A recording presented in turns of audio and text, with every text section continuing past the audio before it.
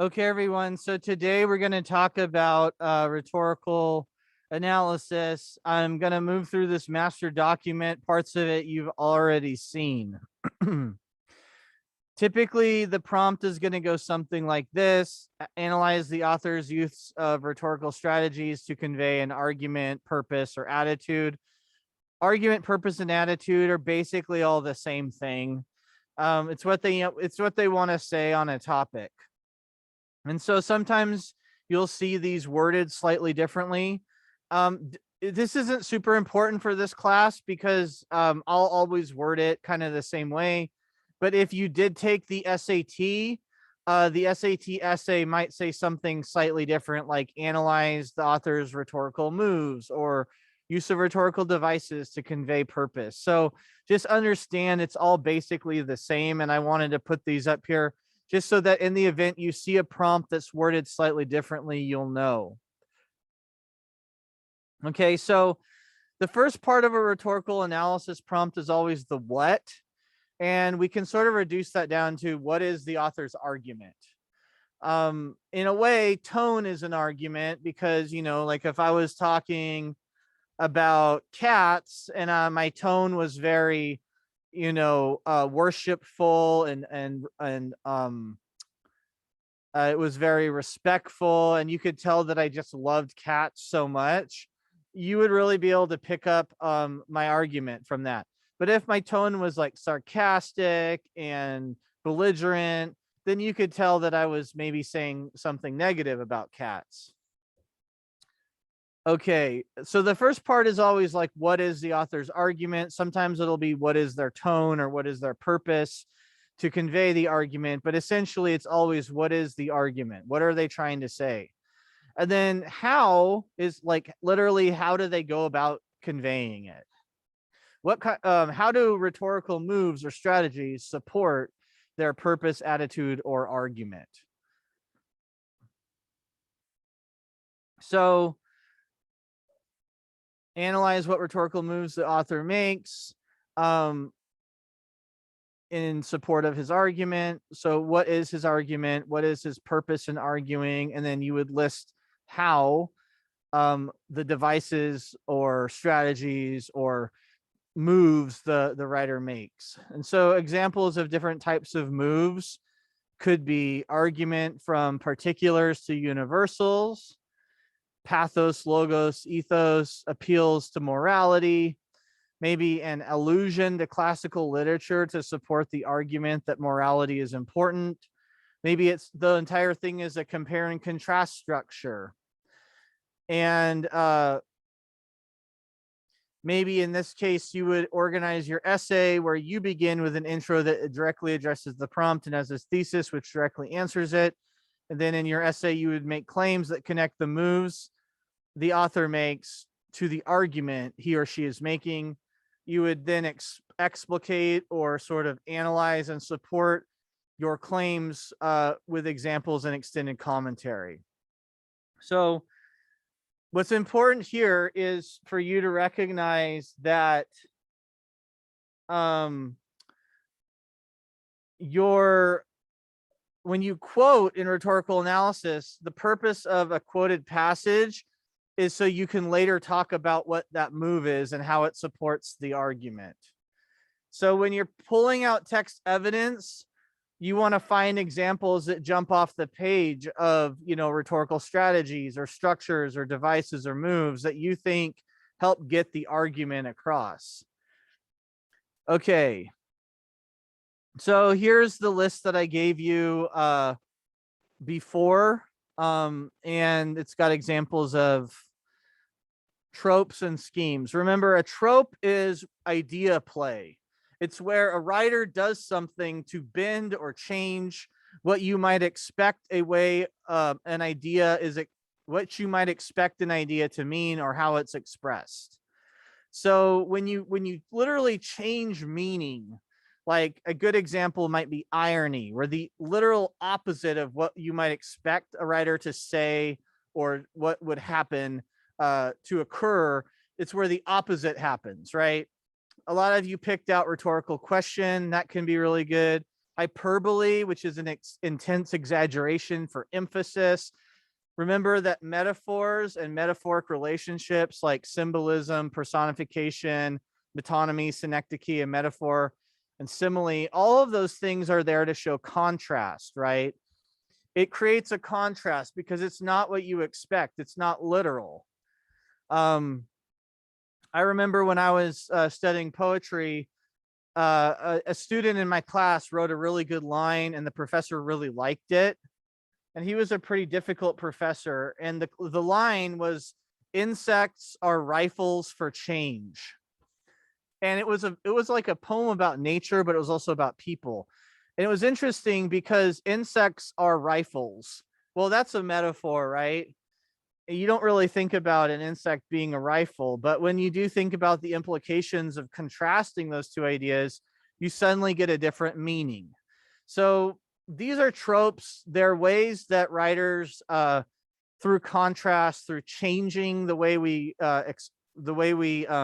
see something or giving us the opposite of what we expect, can create meaning. So remember, tropes have to do with ideas and the presentation of ideas. Schemes are literally words on a page. So it's the way you move around words in a sentence to create emphasis. So it's not the meaning of the word, but the structure. So I remember this this way. Scheme starts with an S, and I remember sentences and structures. And that's how I remember what a scheme is. Whereas a trope does not start with an S, so it gets related to ideas in my head.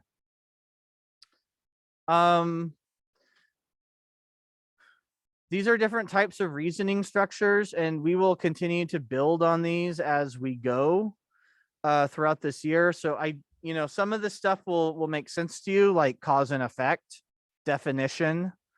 Some stuff won't. Like, we haven't really talked about allegory and correlation, or wholes/parts arguments, or syllogisms and enthymemes yet, but we will, because actually we'll continue to expand on this type of writing and analysis even next semester in critical reasoning. Appeals, something that we would know about. We haven't really talked about concession and refutation yet, but that's when a writer thinks about the opposition's viewpoint and brings out their best like opposing ideas, and then sort of like responds to them logically to prove their thesis in light of those best ideas. We talked a little bit about inductive reasoning. So that's where you would make a observation about a statistical trend. So because all of this has happened in the past and things are lining up in that way, we can suggest that it will be this way. It's not 100% guaranteed. A statistical trend, I always like to think about political pundits, right? They can predict pretty accurately who's going to win, what county, what state, based on like really early polling data. But sometimes they're wrong. Like in my life, I have seen them be wrong multiple times, but the rest of the time they've been right. Excuse me. Deductive reasoning is where you take data to prove a data set to prove something. And it literally means you are making a claim that is proven. So in the event that you can find an example of the claim being untrue, yet all of the premises being true, then you don't really have a deductive structure. Well, I guess what I should say, because we're not really talking about validity testing yet, we'll talk about that next semester, but deductive is where you set up a logical argument where the conclusion has to be true. Inductive is where you take a bunch of data points and trends and you suggest that it will most likely be true. I think that's the best way to put it for right now. Okay. We talked a little bit about the rhetorical situation, and I just want to remind you about that. Things like context, purpose, the audience, and the genre are important to consider. Okay, so now we're getting into a template for how to write a rhetorical analysis essay.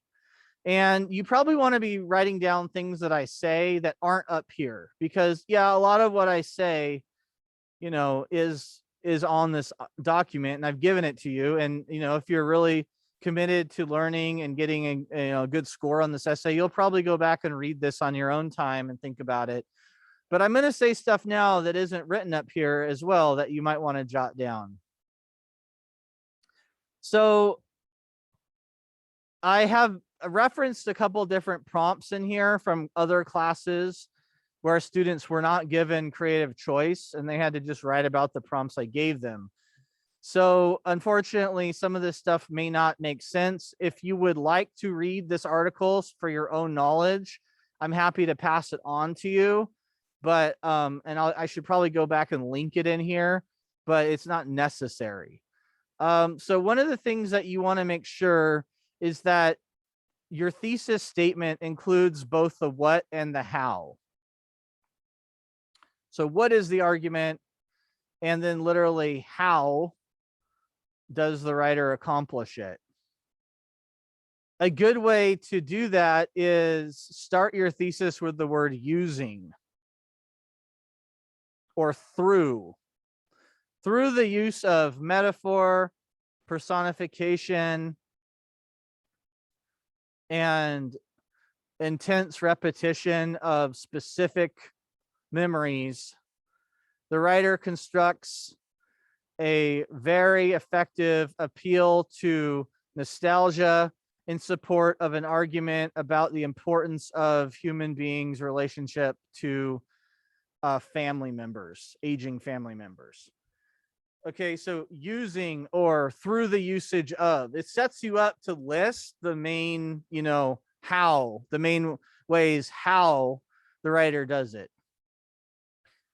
Each body paragraph should begin with a topic sentence that asserts how a specific device leads to a specific effect, creating meaning that supports your take on what the central argument is.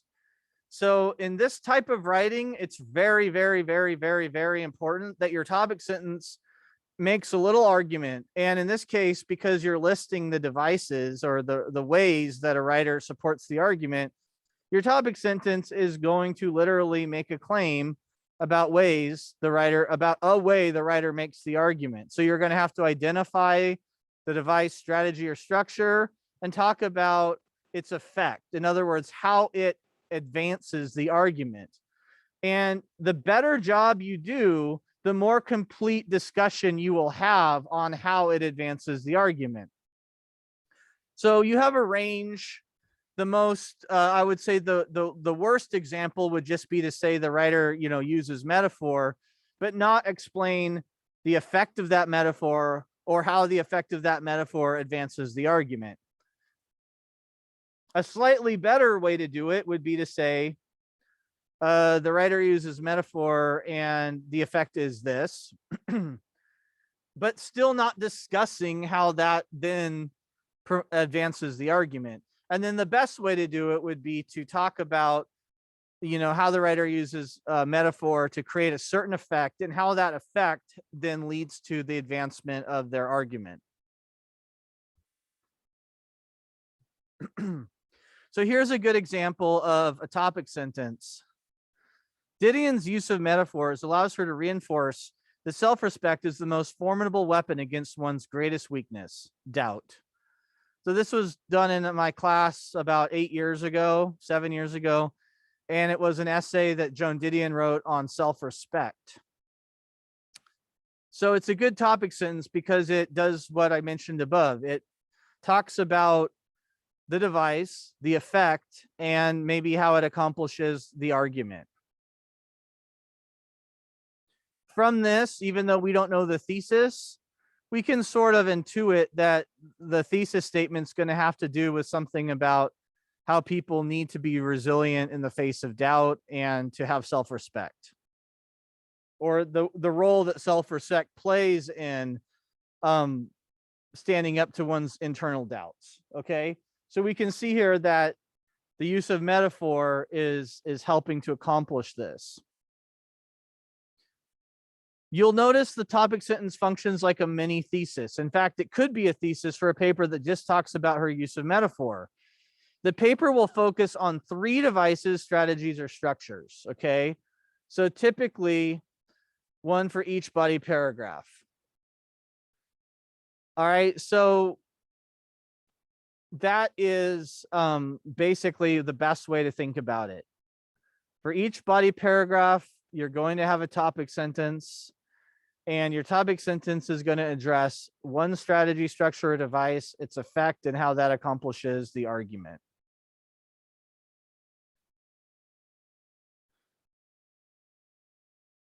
In the above topic sentence, you'll notice the writer not only says which device Didion uses, but also how that device leads to the meaningful argument. Okay, so when you get into body paragraph writing here, you're going to try to find multiple examples of the device and try to analyze the effect of the device in multiple sentences. This follows roughly the two-chunk body paragraph format if you're used to writing Schaefer. However, in some cases, it's better to quote one strong example of the device and spend 3 to 5 sentences analyzing its effect.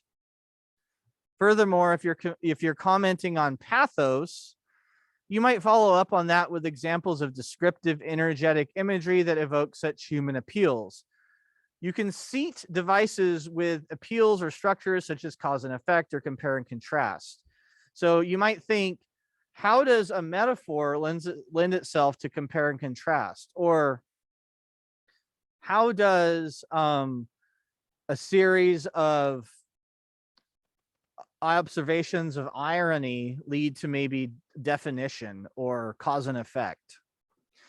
In some cases, you may analyze 2 different devices in a paragraph, although I don't recommend doing that unless there's some structural or thematic link between them. For instance, if you're looking at pathos and images of nostalgia, you might have an example of a metaphor and you might have an example of irony.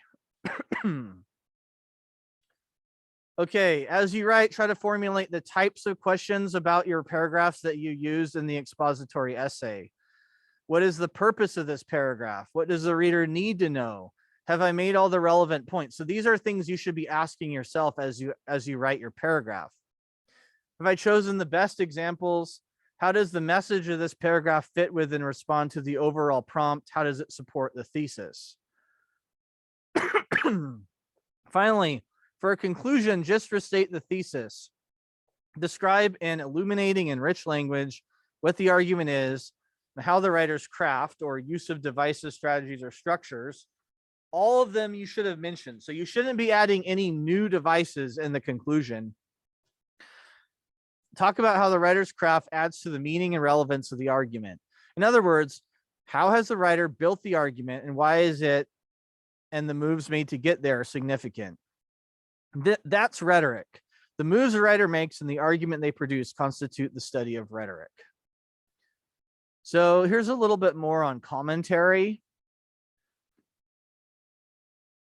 And so basically, your commentary needs to singularly focus on the moves the writer makes. So you shouldn't be doing things like making connections to the real world, like with anecdotes. You shouldn't be bringing in outside sources. You shouldn't be giving personal insight. You really want to just focus on the moves the writer's making and what their significance is in terms of advancing the argument the writer's making. So it's really like you're honing in on obviously what they're saying, but also how they're saying it. So it's almost always consistent. Your commentary should almost always consist of interpretive claims about the moves the writer makes and their effect. It is seldom descriptive in nature, and if it is descriptive, that is usually just a bit of context for the overall point about how the effect of that move the writer is making. So you would only want to summarize to make a point about like the overall effect of what's happening. Okay. You don't want to give summary of what happens. You don't need to tell me, then this happened and then this happened and then this happened, unless it's helping you make the case about the effect of a specific device they use. So here's an example of a descriptive claim. She uses metaphors to describe her view of self-respect. Well, it says that she uses metaphors and that she has a view. but it doesn't tell me the effect of those metaphors or what her view is. An interpretive claim. This metaphor emphasizes Didion's assertion that one dictates their own happiness by one's level of self-respect. So a student example here.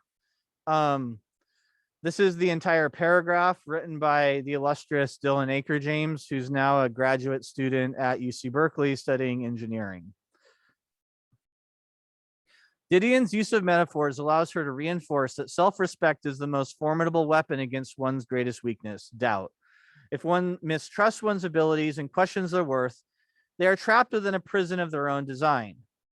She compares the feeling she had when she was denied admission into Phi Beta Kappa to a person who had come across a vampire and found no garlands of garlic at hand, defenseless. The intertwining of this metaphor and allusion to her own life strengthens her claim that confidence, the respect one has for oneself, even when faced with adversity, plays a key role in the internal battle of one's mind. Didion also explains that, like doubt, self-respect comes from inside oneself. She alters the cliche that we eventually lie down alone in that notoriously uncomfortable bed, the one we make ourselves. Whether or not we sleep in it depends, of course, on whether or not we respect ourselves.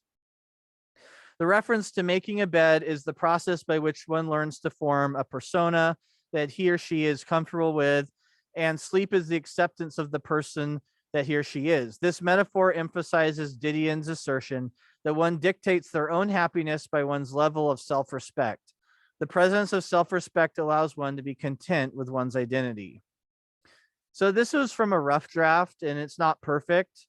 We know that the punctuation goes inside the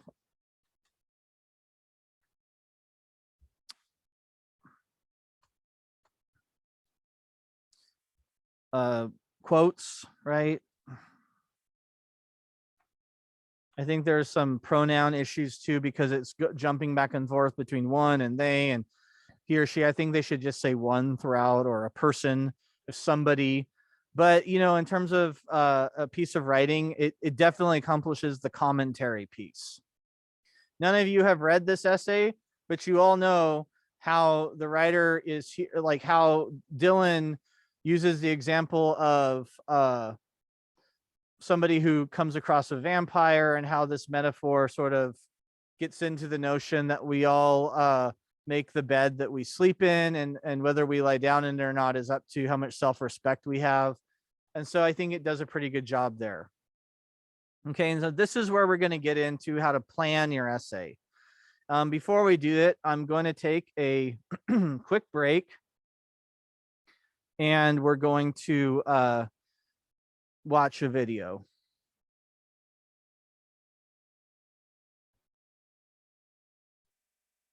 The pleasure to present to you Dr. Martin Luther King, Jr.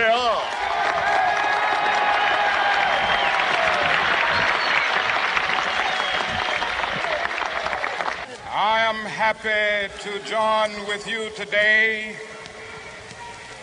in what will go down in history as the greatest demonstration for freedom in the history of our nation.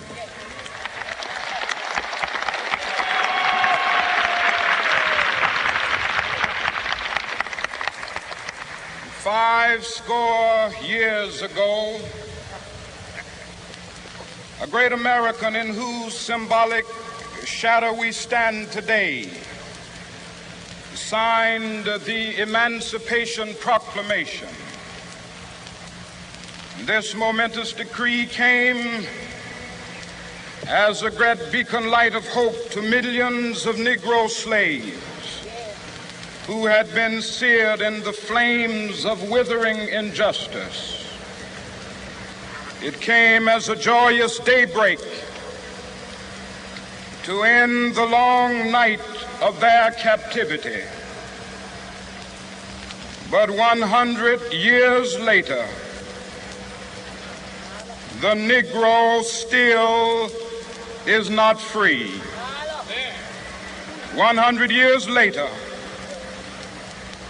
The life of the Negro is still sadly crippled by the manacles of segregation and the chains of discrimination.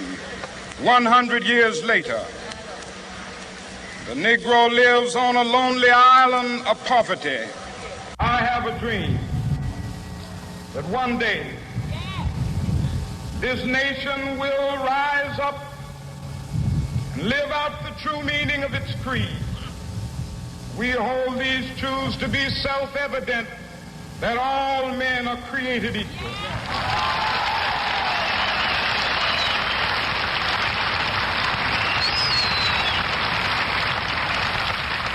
I have a dream that one day on the red hills of Georgia,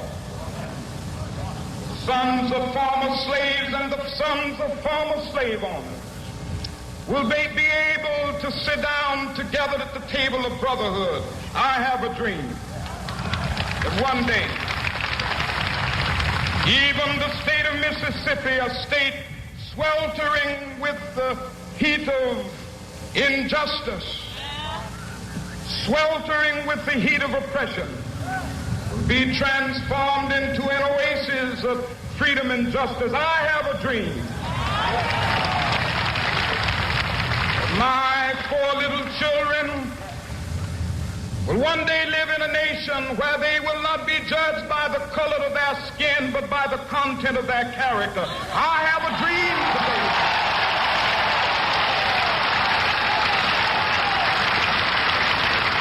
I have a dream that one day, down in Alabama, with its vicious racists, with its governor having his lips dripping with the words of interposition and nullification. One day right there in Alabama, little black boys and black girls will be able to join hands with little white boys and white girls as sisters and brothers. I have a dream today.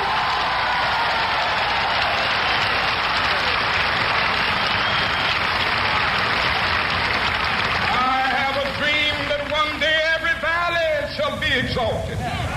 And every hill and mountain shall be made low. The rough places will be made plain, and the crooked places will be made straight. And the glory of the Lord shall be revealed, and all flesh shall see it together. This is our hope. This is the faith that I go back to the South with. With this faith, we will be able to hew out of the mountain of despair a stone of hope. With this faith, we will be able to transform the jangling discords of our nation into a beautiful symphony of brotherhood. With this faith, we will be able to work together, to pray together, to struggle together, to go to jail together, to stand up for freedom together, knowing that we will be free one day.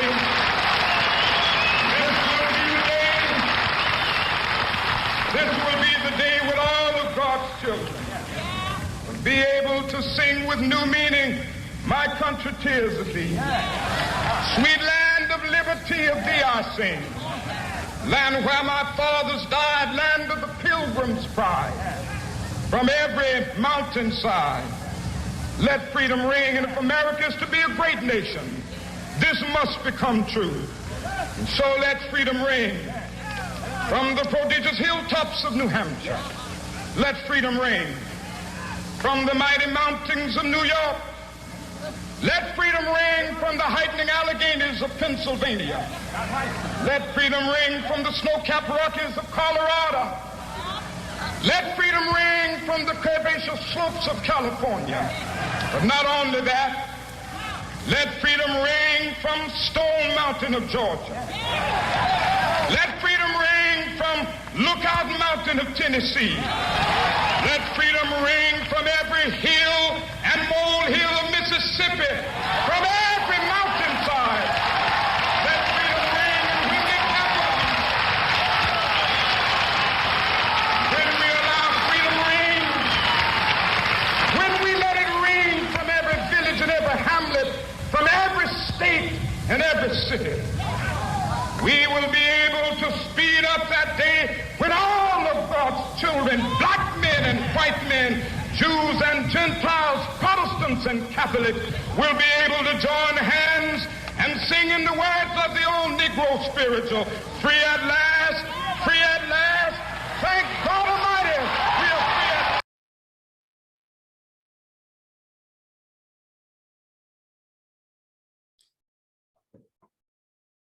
All right, so that is an excerpt from that famous speech. This is So we've read that and analyzed it. You probably picked up on some of the repetition there and some of the cumulative or loose sentences, as well as a number of allusions. And so you'll see here that some students did this, and so they made an arch here. So one of the ways that you can set up your thesis is you draw an arch and you brainstorm what the argument is up here. Okay. And then you don't have to write it out like this. You can just brainstorm, like maybe you pick up on a lot of small arguments. So you list them up here, and then you draw arrows from the devices, strategies, structures down here. So it's what is the argument and how is it made? And then you literally draw an arrow and circle the parts of it that you see connecting to the strategy or device. So they used allusion, metaphor, and repetition / anaphora. And if we scroll up here, we'll see that anaphora is the repetition of a word or phrase at the beginning of successive clauses. So a whole bunch of loose sentences with I have a dream at the start. And there's also diction, dramatization, tone, and pathos. So they picked off this big long list: allusion, repetition / anaphora, and pathos. And then they kind of brainstormed from there these different devices and the role that they played. So the thesis is, what's the argument and how is it conveyed? In his I Have a Dream speech, Dr. Martin Luther King Jr. strengthens his argument about equal rights by alluding to unfulfilled past promises of freedom, repeating key phrases to generate motivation, and appealing to the audience's humanity and hope for the future. So pretty good thesis, right? You can see that one body paragraph is going to be about alluding to unfulfilled promises. One body paragraph is going to be about the repetition of key phrases to generate motivation. And the other is going to be about appealing to the audience's humanity and hope for the future. One thing that they do really well here that was really smart is they built in not only the device, but the effect of the device in the thesis.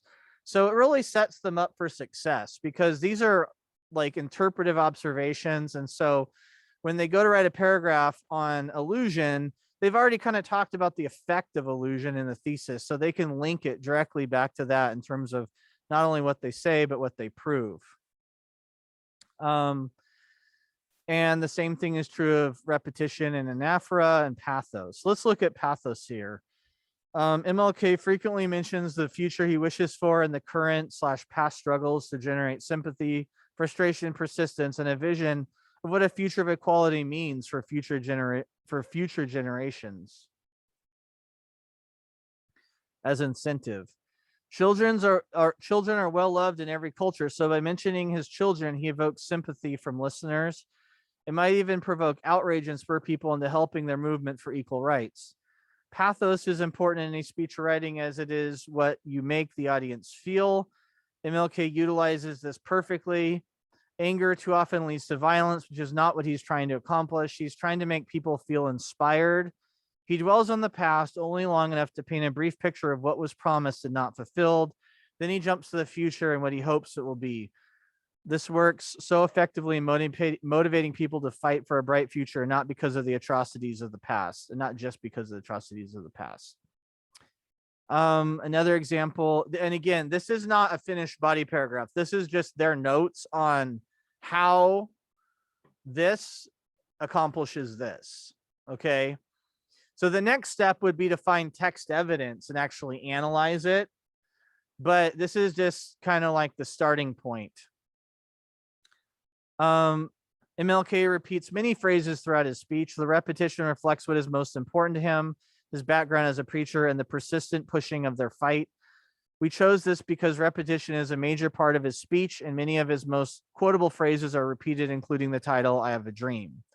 So as you can see, this is not a finished body paragraph, but it's just their notes on why it's prevalent in communicating their argument, the argument. This is not something that you need to read, but what it is, it's sort of an optional way of thinking about what makes rhetorical analysis different from other types of writing. It could be really helpful just in your own mind in terms of understanding why it's different. And then there's a chart at the end. So in rhetorical analysis, these are some of the genres one would write about. And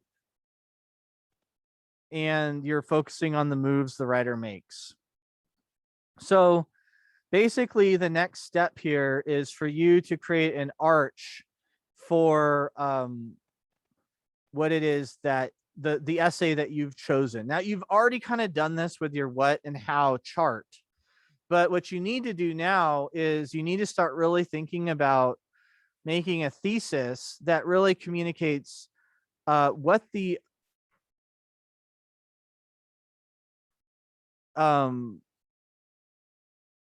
sort of argument is and how it's communicated. And then this is just such a great thesis, even though, like I said, the overview isn't really, perfect or final draft, or it doesn't even have quotes yet.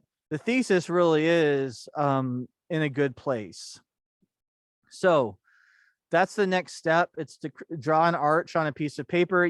I recommend doing this on just regular piece of paper. You can do it on a doc and, bend a line and brainstorm ideas about what the argument is, and then draw arrows and circle them. And then from that, you're going to build your thesis.